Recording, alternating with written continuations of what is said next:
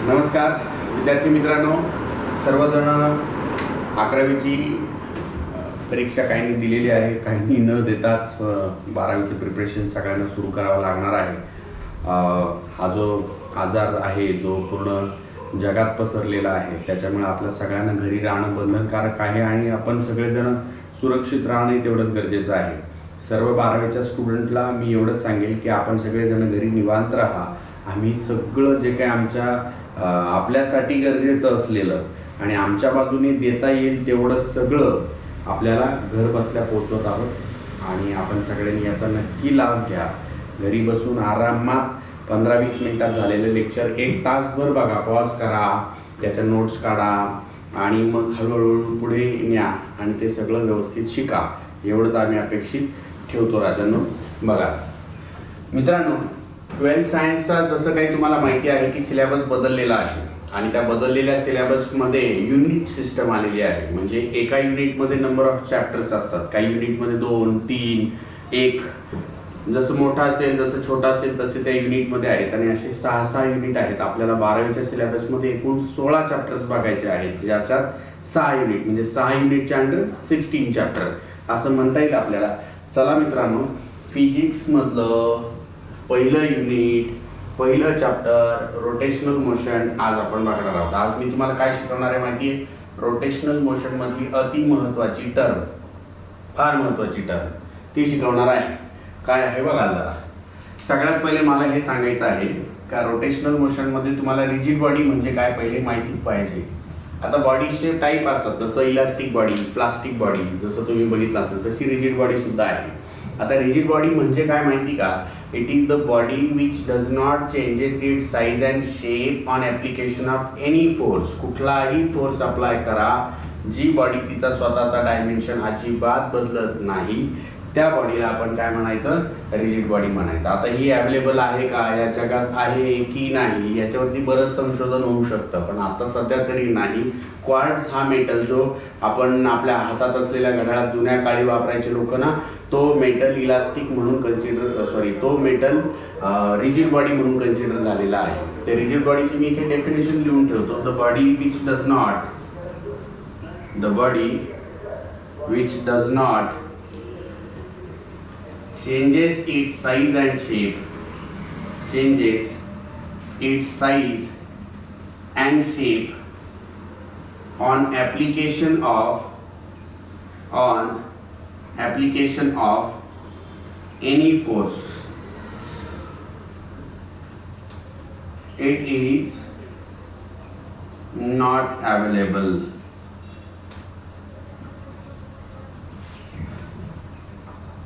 Example सांगितलं मी तुम्हाला, quartz metal.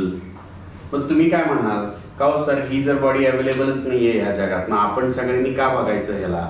तर लक्षात ठेवा, ज्यावेळी एखादी कॉन्सेप्ट बघायची असेल फिजिक्समध्ये, पण त्यावेळी त्या कन्सेप्टमध्ये त्या बॉडीवरती झालेला परिणाम आपल्याला कन्सिडर करायचा नसतो. त्याच वेळी फक्त आपण काय बघत असतो? रिजिड बॉडी ट्रीट करत असतो. जसं काही मला तुम्हाला रोटेशनल मोशन समजावून सांगायचं, पण त्या रोटेशनल मोशनमध्ये बॉडीवरती झालेला काहीही इफेक्ट आपण डोक्यात घेणार नाही. अशा केसमध्येच असं घ्यायचंच नाही आपल्याला. तुम्हाला प्युअर रोटेशनल मोशनच कळलं पाहिजे, त्या बॉडीचं काही होते तिकडं, आलं लक्षात? आणि त्याच्या साईज बदललेली नाही, शेप बदललेली नाही असं ज्यावेळी आपल्याला सांगायचं असतं त्यावेळी आपल्याला रिजिड बॉडी कन्सिडर करायची असते. ही इमॅजिनरी आणि आयडियल कॉन्सेप्ट आहे. आपण फक्त स्टडी पर्पजसाठी याला घेत असतो, कारण आपल्याला आपली कॉन्सेप्ट माहिती करून घ्यायची असते. आपल्याला अजिबात त्या बॉडीवरती साईज शेप बदललाय त्याचा इफेक्ट आपल्याला कन्सिडर करायचा नसतो. बघा, मी जे सांगितल्याप्रमाणे एक्झाम्पल काय आहे? क्वार्ट्ज मेटल आहे.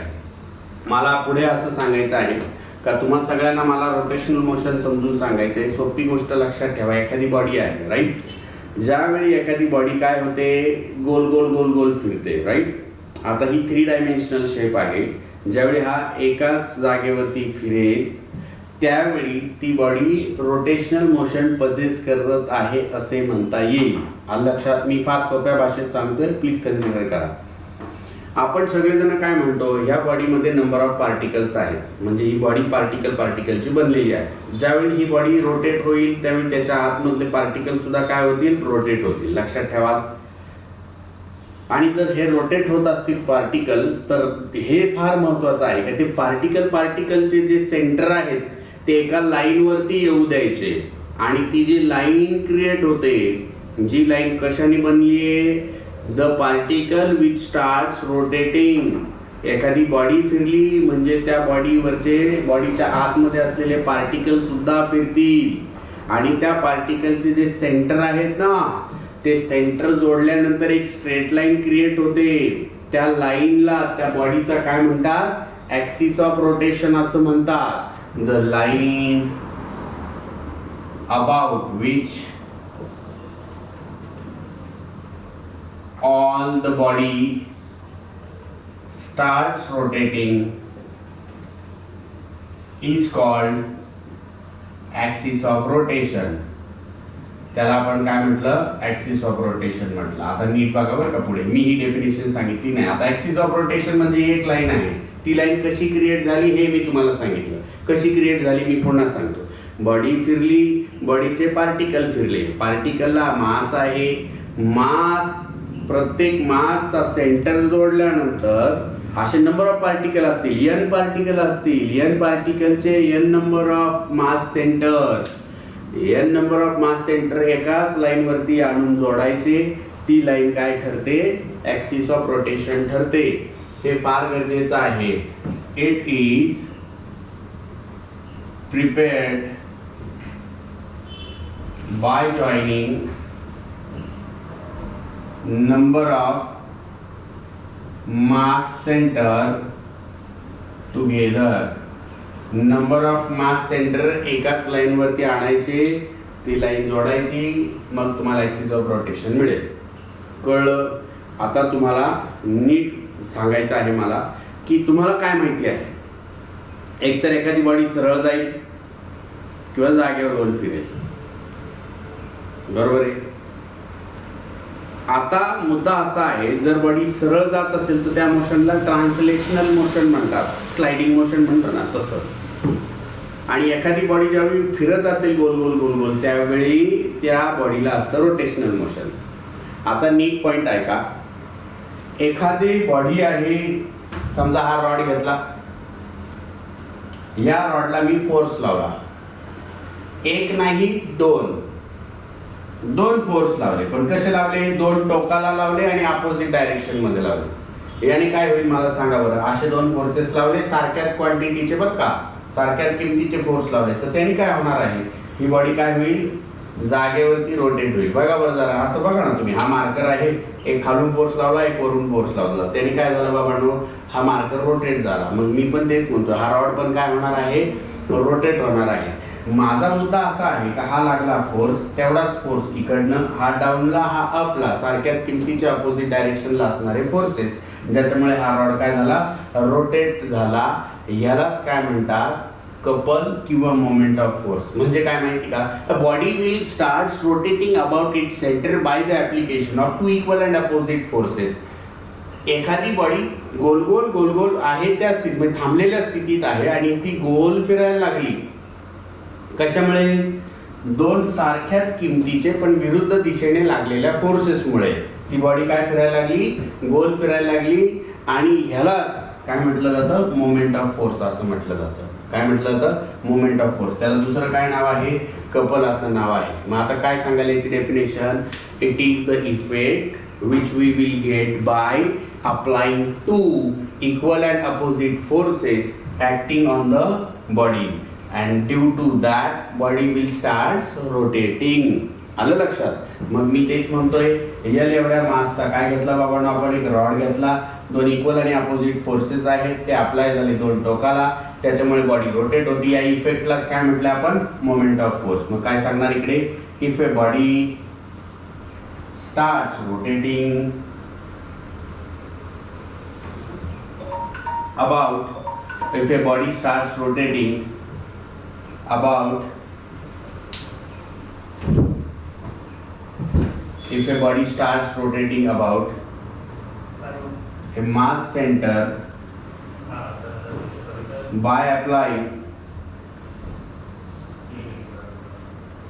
two equal and opposite forces,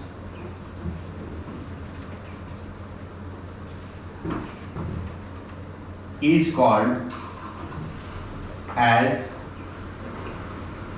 moment of force, ज्यालाच आपण काय म्हटलंय, कपल असं म्हटलेलं आहे. आता नीट लक्षात ठेवा, एखादी बॉडी कशी फिरते तर त्याच्यासाठी फोर्स जबाबदार असतो, हे तुम्हाला लक्षात आलं. साधं कसं सांगू का, आता हा फोर्स कमी असेल किंवा जास्त असेल बरं का, हे फार गरजेचं आहे. तुम्हाला एक सांगायचं आहे मला. समजा एखाद्या घराचा दरवाजा असतो, बरोबर, तो दरवाजा एका बाजूने पकडून ठेवलेला असतो, असा आपण ओढतो आणि ढकलतो, बरोबर आहे की नाही. आता मुद्दा असा, इकडे हिंजेस असतात आणि या बाजूला आपण लावलेला फोर्स असतो. आता मला एक सांगायचं आहे, त्या हिंजेसनी असं पकडून ठेवलं बरं का, विरुद्ध दिशेने या बाजूने माझ्याकडे. मग तुम्ही दरवाजा कुठे ढकलणार, पुढे ढकलणार, बरोबर. म्हणजे हिंज लावणार माझ्याकडे आणि मी हा फोर्स दरवाजा उघडताना लावणार तुमच्याकडे. याने काय होणार, तो दरवाजा फिरणार, फिरणार म्हणजे उघडणार, म्हणजे तो त्या हिंज भोवती रोटेट होणार. हेच काय झालं, रोटेशनल मोशन. मग मी किती फोर्स लावायचा, एका लहान मुलाला नाही उघडणार तो दरवाजा, कारण हिंजने लावलेला फोर्स आणि लहान मुलाने लावलेला फोर्स यांच्यात फरक आहे. माझ्याकडून उघडला कारण हिंजने लावला होता 100 न्यूटन, मी लावला 100 न्यूटन, सारख्याला सारखं पण विरुद्ध दिशेने झाल्यामुळे दरवाजा उघडला. इथेच काय झालं, मोमेंट ऑफ फोर्स क्रिएट झालं, कपल क्रिएट झाला आणि ह्याने काय झालं, तो दरवाजा उघडला, म्हणजे बॉडी रोटेट झाली. That is all. आलं लक्षात. आता सगळ्यात महत्त्वाचं की रोटेशनल मोशन कळलं, रोटेशन कशामुळे होतं हे आपल्या लक्षात आलं असेल. आणि सगळं बॉडीचं रोटेशन ज्या ॲक्सिस भोवती होतं त्याला ॲक्सिस ऑफ रोटेशन असंही म्हणतात. या सगळ्या मोशनमध्ये आपण बॉडी कुठली कन्सिडर करणार आहोत, रिजिड बॉडी कन्सिडर करणार आहोत. आणि आता मला तुम्हाला सांगायचं आहे कुठली concept, moment of inertia. Moment of inertia म्हणजे काय. आता इनर्शिया हा जर शब्द सरळ सरळ जर तुम्ही कन्सिडर केला तर इनर्शिया म्हणजे अपोज, अपोज म्हणजे विरोध. कोणाला विरोध, मग त्याच्यासाठी मला न्यूटनचा लॉ आठवला, काय, every body will continues it state of rest और state of motion unless it is acted by any other external force. कुठलीही बॉडी जशी आहे त्या स्थितीत राहील जोपर्यंत त्याच्यावरती कुठलाही बाहेरून फोर्स ऍक्ट होत नाही. मग आता मुद्दा असा येतो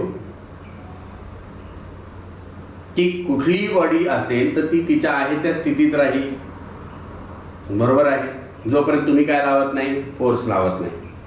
आता मुद्दा असा आहे की त्या फोर्सला, त्या मुवमेंटलाच होणारा अपोज म्हणजे कोण असतं, इनर्शिया असतं. फार महत्त्वाची गोष्ट आहे, हे आपण सगळ्यांनी समजून घ्या. आणि याच्यामध्ये मी मोमेंट ऑफ इनर्शिया तुम्हाला समजून सांगायचं आहे. बॉडी रोटेट केली पाहिजे, बॉडी रोटेट झाली तर पार्टिकल रोटेट होतील आणि रोटेट होत असताना जी प्रत्येक पार्टिकलला एनर्जी असते त्या एनर्जीला कायनेटिक एनर्जी असे म्हणतात, बरोबर आहे की नाही. आणि म्हणून मोमेंट ऑफ इनर्शिया समजून सांगण्यासाठी मला तुम्हाला काय सांगणं आहे, पहिले कायनेटिक एनर्जी समजावून सांगणं आहे. मला या कायनेटिक एनर्जी समजावून सांगण्यासाठी सगळ्यात पहिले तुम्हाला हे सांगायचं आहे की आपण सर्क्युलर मोशन चॅप्टर बघितलंय.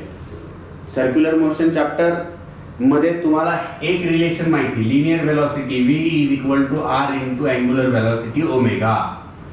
v लिनियर वेलोसिटी हा स्केलर फॉर्म आहे. v linear velocity, r radius आणि ओमेगा कोण असणार, angular velocity. v is equal to किती असतो, r ओमेगा असतो. ओके. आता मला काय सांगायचं नीट आहे का, या सगळ्यांमध्ये मी एक रिजिड बॉडी घेतली. त्या रिजिड बॉडी कशाने बनलेली आहे, छोट्या छोट्या मासेसनी. मासेस बघा कोणते कोणते आहेत. हा कोणता मास, M1. हा कोणता मास, M2. हा असा किती, M3, M4 असे n नंबर ऑफ मासेस. त्यातला हा किती नंबरचा, n नंबरचा मासेस. M1 या मासचं ऍक्सिस ऑफ रोटेशन पासून किती अंतर आहे राजानो, R1. M2 चं किती अंतर आहे, R2. Mn चं किती आहे राजानो, Rn एवढा आहे. कळलं. वेगळ्या वेगळ्या अंतरावर वेगळे वेगळे मासेस, त्या मासेसचे सेंटर जोडून एक स्ट्रेट लाईन क्रिएट झाली, ज्याला आपण काय म्हटलं होतं, ऍक्सिस ऑफ रोटेशन असं म्हटलं होतं. आता नीट आहे का, v इज इक्वल टू किती आहे, r ओमेगा. सर्क्युलर मोशन नुसार मला काय काढायचं आहे, प्रत्येक पार्टिकल फिरेल तर कायनेटिक एनर्जी काढायची आहे. कोणती कायनेटिक एनर्जी काढायची आहे, रोटेशनल कायनेटिक एनर्जी काढायची आहे. पूर्ण बॉडीची काढायची असेल तर कसं करायला लागेल मला सांगा. पूर्ण बॉडीची जर कायनेटिक एनर्जी काढायची असेल तर प्रत्येक मासची कायनेटिक एनर्जी याच्यात ऍड करावा लागेल. म्हणजे जेवढे पार्टिकल तेवढे सगळे मिळवले तर बॉडी क्रिएट होती ना. मग प्रत्येक पार्टिकलची एनर्जी मिळवायची म्हणजे पूर्ण बॉडीची एनर्जी मिळेल. सो पहिल्या मासची, दुसऱ्या माससाठी, तिसऱ्या माससाठी, चौथ्या माससाठी, असं nth माससाठी एनर्जीचा फॉर्म्युला काय सांगा बरं जरा. 1/2 mv². पहिलं मास पहिली वेलॉसिटी. दुसऱ्याचं सांगा 1/2 mv². त्यावेळी मास नंबर 2, वेलॉसिटी नंबर 2. असं n पार्टिकलचं कसं सांगा 1/2 mn_vn². आलं लक्षात. मला सगळ्यांनी सांगा v म्हणजे किती आहे राजांनो सांगा बरं. v = r omega. प्रत्येक v च्या ठिकाणी ते ठेवतो 1/2 m1 r ओमेगा. पण v1 साठी किती रे r1. ओमेगा 1 नसेल का मला सांगा. बॉडीची पूर्ण बॉडी फिरेल तर ती एकाच वेलॉसिटीने फिरेल ना. ही पार्टिकलची नाहीये, ही बॉडीची वेलॉसिटी आहे आणि प्रत्येक पार्टिकल ओमेगानेच फिरणार आहे. तो कॉन्स्टंट असणार आहे प्रत्येक पार्टिकलसाठी. रेडियस मात्र वेगळे आहे. v = r omega. पण त्याचा स्क्वेअर घेतलाय बरं का रे आपण. v चा स्क्वेअर मग r ओमेगाचा सुद्धा काय होणार स्क्वेअर. इकडे सांगा 1/2 m2. v2 म्हणजे किती रे r2 ओमेगा. त्याचा काय स्क्वेअर. असं शेवटपर्यंत गेलो 1/2 mn r ओमेगाचा काय आहे स्क्वेअर. rn ओमेगा मात्र कॉन्स्टंट असंच. या सगळ्या गोष्टींमध्ये काय दिसतंय तुम्हाला 1/2 m1 r1 omega square r1².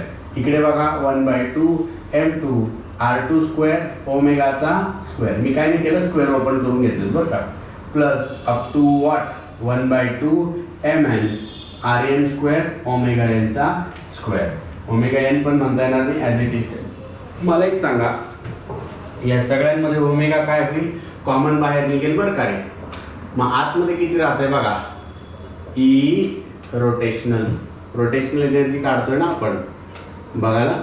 जर मी ह्या सगळ्या याच्यातून कॉमन कोण काढला राजांनो ओमेगा² काढलं. ओमेगा². आतमध्ये किती राहील मला सांगा ना. 1/2 m1 r1² 1/2 m2 r2² up to what 1/2 mn rn चा स्क्वेअर. आलं लक्षात. आता मला एक सांगा ही जी टर्म मला मिळालेली आहे बरोबर. ही जी बघा ही टर्म मी थोडक्यात कशी लिहू शकतो. This is algebraic sum of 1/2 mi ri². हा असाच ठेवला इंटू किती म्हटलं रे ओमेगा². ही काय झाली आपल्यासाठी रोटेशनल एनर्जी झाली. हे झालं सेमी फायनल आन्सर बरं का आपलं. फायनल नाही. आता मी काय करणार आहे ह्याला कम्पेअर करणार. काय करणार कम्पेअर करणार. आणि कम्पेअर केल्यानंतर काय मिळेल मला बघायला सांगायला एकदा तुम्ही. ह्याला कम्पेअर करणार E = हा एवढा सगळा आलाय. तुम्ही ट्रान्सलेशनल म्हणजे सरळ जाणाऱ्या मोशनसाठी बरोबर सरळ जाणाऱ्या मोशनसाठी रोटेशनल एनर्जी कशी लिहितात. कायनेटिक एनर्जीचा काय फॉर्म्युला आहे सांगा बरं बेसिक. किती आहे 1/2 mv². दोन एनर्जीज आहेत. एक मी डिराइव्ह करून आलेला रोटेशनल एनर्जी जो किती आहे बाबांनो 1/2 mi ri². हा 1/2 इथे न लिहिता बाहेर लिहिला तरी चालणार आहे. 1/2 अल्जेब्रिक सम ऑफ हा एवढा. ह्या दोघांना कम्पेअर केलं तर काय दिसतं रे बाबांनो 1/2 mv². 1/2 algebraic sum ओमेगा². याला कम्पेअर केल्यानंतर 1/2 गेला. रोटेशनलचा ओमेगा ट्रान्सलेशनलचा v गेला. m is equivalent to what this m. हा m याच्या सोबत एक कंपॅरिझन केलं सारख्याला सारखं कन्सिडर केलं. m इज इक्वल टू किती आला algebraic sum of mi ri². बाळांनो हेच मला सांगायचं होतं की हा m म्हणजे हा मास आहे जो कम्पेअर केल्यानंतर किती निघाला algebraic sum of mi ri². यालाच मास मोमेंट इनर्शिया म्हणतात. मोमेंट ऑफ इनर्शिया म्हणतात. मास मोमेंट ऑफ इनर्शिया म्हणतात. जो आपण इथून पुढे कशाने दाखवणार आहोत आयने दाखवणार आहोत. आणि algebraic sum of mi ri² हा त्याचा काय झाला फॉर्म्युला झाला. याची डेफिनेशन जर लिहायची असेल तर सोपी आहे. It is algebraic sum of product म्हणजे गुणाकार बरं का. Algebraic sum of product of mass of the body and square of its distance from axis of rotation. r कोण आहे डिस्टन्स कोणाचं पार्टिकलचं कुठून ॲक्सिस ऑफ रोटेशन पासून. म्हणून तेवढं डोक्यात ठेवा. काय सांगितलं मी पटकन बघा. Moment of inertia is defined as it is algebraic sum of product of mass of the body and square of its distance from axis of rotation. एवढं डोक्यात ठेवा. त्याची डेफिनेशन मी इथे लिहून देत आहे. काय सांगणार? It is algebraic sum of product of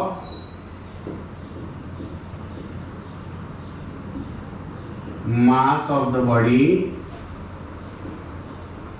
and square of body म्हणा किंवा पार्टिकल म्हणा, दोन्ही सारखेच आहे, and square of its distance